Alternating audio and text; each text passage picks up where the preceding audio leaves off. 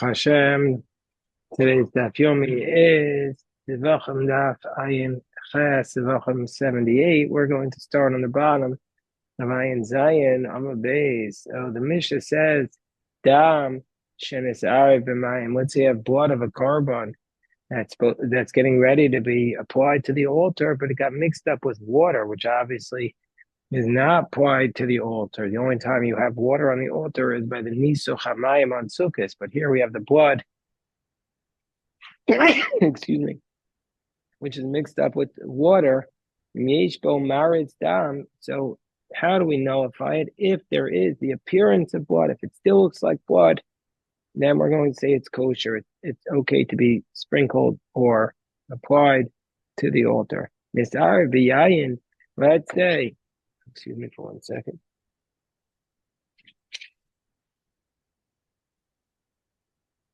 Hold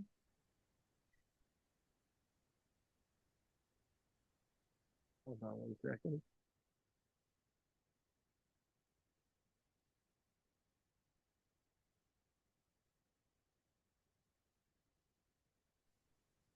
Okay, let's say this blood was mixed in with wine, and so then there's no way to tell if it's blood or if it's wine. Then we have the Chiddush of the Mishnah, which is Rowan, so we can evaluate if it would be water, then would still have the appearance of blood or not. So we have this Chiddush that we can look at the wine, even though it's the same color as the blood, we can look at the wine and imagine as though it was water and see if it would still look like blood. The same idea. Let's say it was mixed in with a kosher animal's blood, the blood of an animal or the blood of a chaya. Then we look at it. We look at it as though it's water, and we evaluate if the blood of the carbon would be recognizable. Then it'll be kosher to be sprinkled on the altar, even though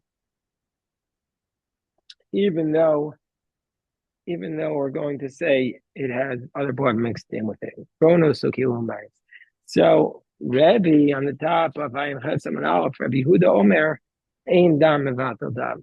He said, no matter how much blood is there, the blood of the kosher animal does not, the blood of the chulin, of the non-sacred animal, does not nullify the blood. And so since we say Ein Dam Mevatel Dam, no matter even if there's 1 drop of the carbon, it can be sprinkled. And because he says the min b'mino lobato, so I feel a pipa or tokli gadol kosher zrika. Rav says even 1 drop is kosher from zrika. But let's say nisarim b'dam psuin. Let's say it got mixed up with the blood of a disqualified animal. Rashi says like the blood of an animal that engaged in bestiality, or with an animal that was slaughtered in a pigel manner outside the proper time or outside the proper place. Then psuin. It's this nisar v'dam psuin ishafech ha'ama. Then we have to pour all the blood into the ama, into the nachal kidron. And even Rashi says if the kosher one was greater than the psuin, because we said that it's all going to be, since and under those circumstances, Rashi says it's because there's a decree from as the Gemara is going to explain why we don't say Rowan in that case.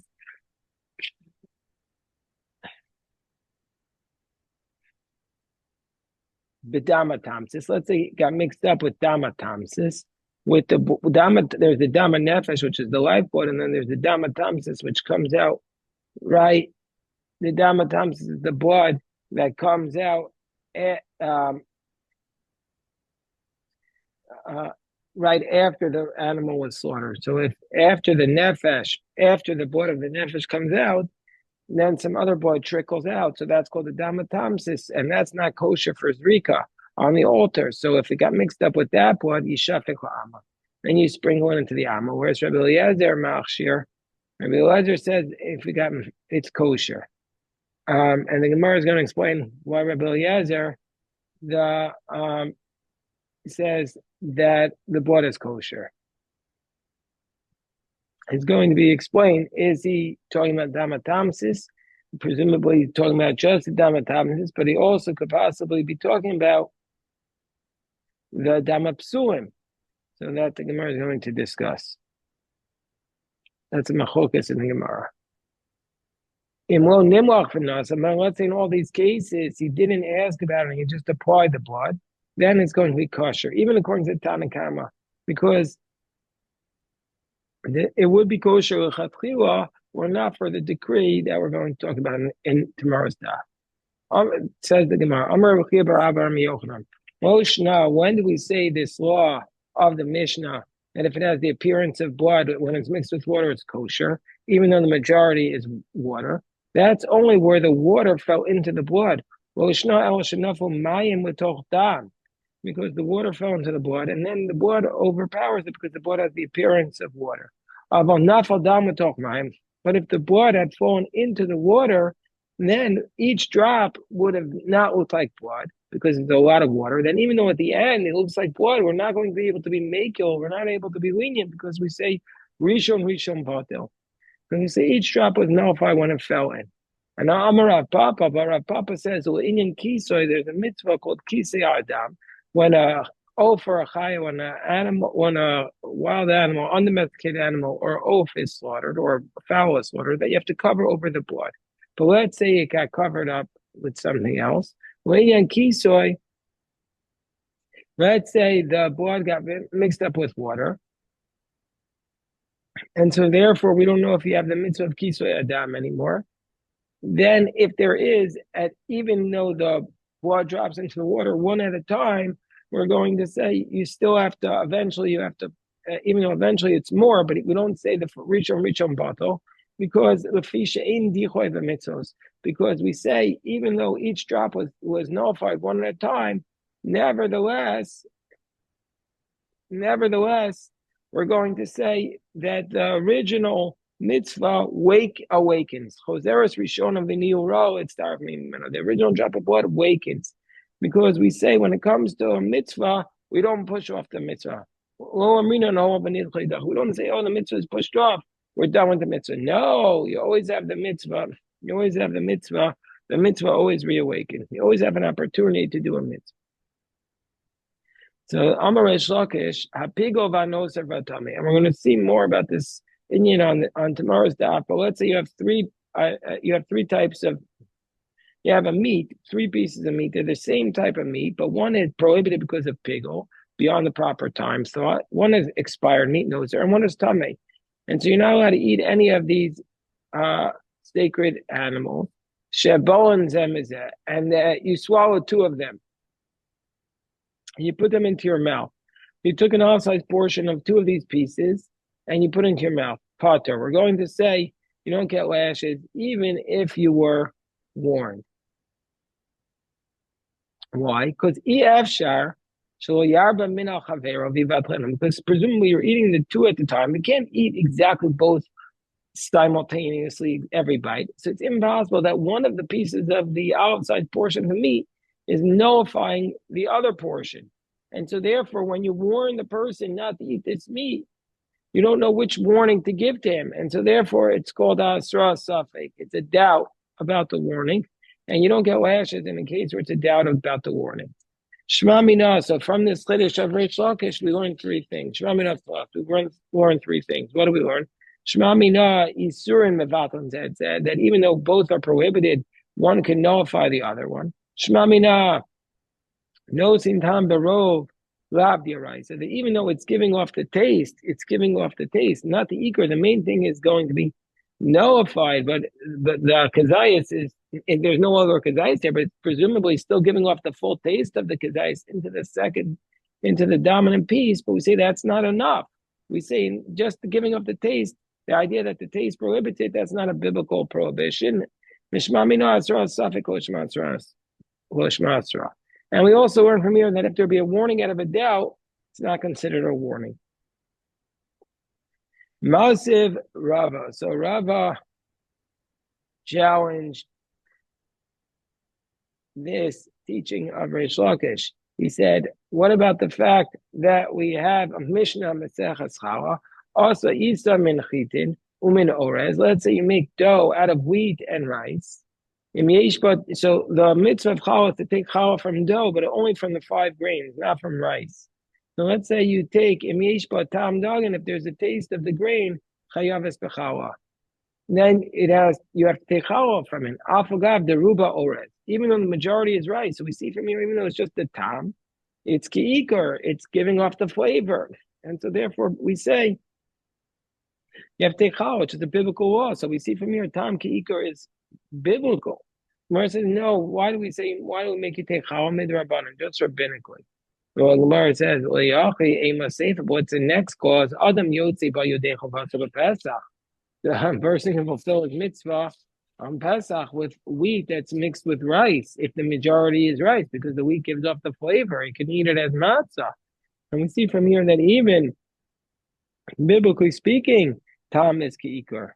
So on the top of Ayin Ches Amabez, so therefore the Gemara says, Elamin b'she'eno mino b'taima.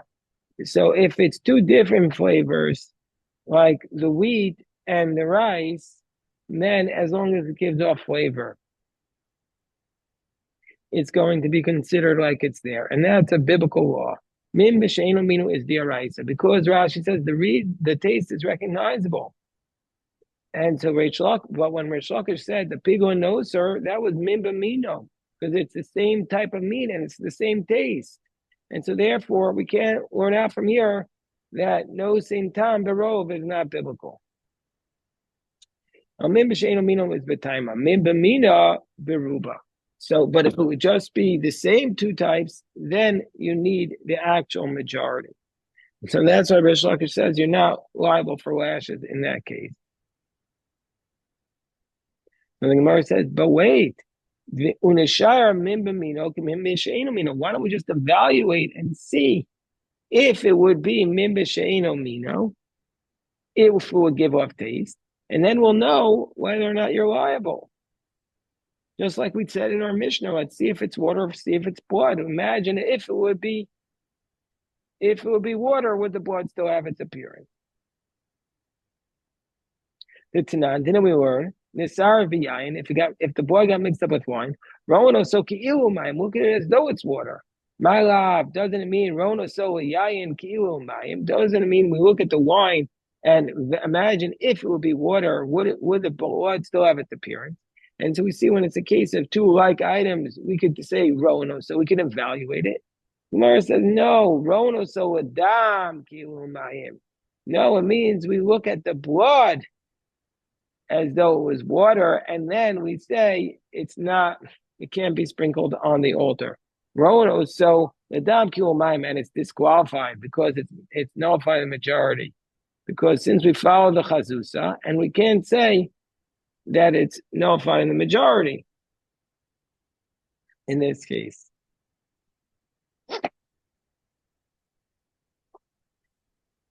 So the Gemara says, so if that's the case, why does the Mishnah use the language of Rono Sokilu Mayim? Why does it we look at it as though it's water? The Tana should have just said it's nullified, and therefore we're going to say that blood is nullified, not that we look at the wine as though it's water. It's completely different language. Vo Tanya Rabbi Yehuda Omer Rono Sokilu Adom. In fact, Rabbi Yehuda says explicitly, we look at it as though it would be red wine in dia mareu kosher. If it dulled the appearance of, Rabbi Yehuda says explicitly and this talks about a different case. This is referring to a case of a mikvah that it states. Actually, this is the case of a brisa, and later on we're going to cite the whole thing. But here, Rabbi Yehuda says explicitly, we look at a case where there was a utensil that was tamei, and you have to immerse it in the mikvah, and it has white wine or milk, and you put it in the mikvah while it was still in it, and generally speaking, the halach of a mikvah, if a mikvah has other liquids in it and it changes the appearance of water, it's disqualified because we need to have the mikvah have the appearance of water. But if the water of the mikvah retains the appearance of water, then they're going to be kosher. So In this case, where you immerse the utensil with the white wine or the milk, Rabbi Yehuda says, we look at the white wine or the milk, kilu yayin adam, as though it would be red wine. And we evaluate if when you immerse it in the mikvah, then diamareu, then the mikvah waters would overwhelm the water, the quote, the white wine, kosher. The imlav, but if they wouldn't, if it would still retain its red wine appearance, possible be disqualified. So therefore, we see in that case, we do say rowan, even though it's min b'mino, it's the same color.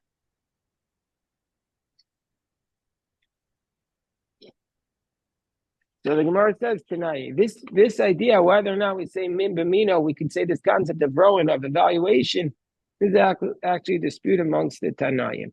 The Tanya, and here's the price. Let's say you have a utensil. Let's say you have a utensil. Sheish bo yain lavan ochalav. That let's say you have a utensil that has white wine or milk. It's below, and you immerse it in mikvah. Hochanacharo. We follow the majority. If the water that went in there was the majority, then the wine is nullified, and the mikvah and the tefillah is kosher. But if the wine or the milk was the majority, then the water is not nullified and it's not good, because since the white wine and the milk, their thing would not be recognizable, and so therefore we don't follow the appearance in that case, but we just follow the majority. Whereas Rabbi Yehuda says, "Roano sokihu yayin adom." No, we can evaluate if the white wine would be red. Then we evaluate im diamareo, if the water would be so great that it would dull the appearance of the red wine. It would be kosher, the mikvah would be good, bimlav puzzle. Otherwise, it would not be good. So we see from here that the idea that min b'mino does not work you cannot do rowan by min b'mino. That's like the Tanakh in this brisa. Whereas Rabbi Yehuda argues, the Gemara says veramini, but the Gemara says, but how could Rabbi Yehuda say we say rowan in this case? But don't we have a contradictory source from a Mishnah that we learned the Mishnah on mikvos? Dui shumole roken. Let's say you have a bucket, a pail that's filled with spit, vitpilo, and you immerse it in the mikvah, and it's filled with saliva. Ki'ulu tavel. We don't. It's as though you didn't immerse it, because the mikvah, the spit is so thick and it's not mixed up with the water, and so it's considered a chatzitza. But if you have meiraglayim, if you have urine that's in the pail and you immerse it in the mikvah, rono sokilu emayim. We look at it as though it's like water, because urine is like considered like a part of water, and even so, it has a little bit of a different appearance. Nevertheless, it has a law of water, and so therefore we would say the kosher through the law of hashaka. When water that is mei she'uvin, that is drawn water, touches the mei mikvah, they connect and everything becomes kosher mikvah. But moe mei chatas. But let's say you filled it up with the water of the water of the paraduma, water that had the ashes of the red heifer, and there was ready for sprinkling. So then that water has a chashivos, it's more important. And so therefore the immersion will not help in the mikvah until you pour out more than half of the utensil. Then it's all kosher. Sheyirbu amayim al me'achatas. Then the water has to be of the mikvah has to be majority. But so man shamiklei the islay rowan Rabbi Yehuda. So who is the Tana of who taught us that we look at it as though it's a different appearance? That's the one of Rabbi Yehuda says, Rona Sokil Yayin Adam, dear Mariel Kosher. So the Mishnah, the author of the Mishnah in Mikvos says that if you immerse the urine with it, then as long as the majority is water, it's okay. So who is the one who taught us this law? Rabbi Yehuda, who says that if you immersed earlier bucket that has wine or milk, even though it's not recognizable, they're not nullifying the majority, but you're misharim. The katani, and here he says, Distagi le beruba, and here he says it's sufficient that you had a majority. And we don't say Rowan. Now, Amar Abaye, Lotasha, Adidei Adarabi. Now, one is Rabbi Yehuda himself. That one is the Mishnah that says that the Me'achatas is Mispatl and Berov. It's only nullified in the majority. That is Rabbi Yehuda himself. And the Brisa that says that he says we can look at the wine and the milk as though they're red wine. That's the rabbi. That's the position of his teacher. So the idea that it's Nispat Barov is he himself, but the idea that we say Rowan, that's the position of his Rabbi Gamliel.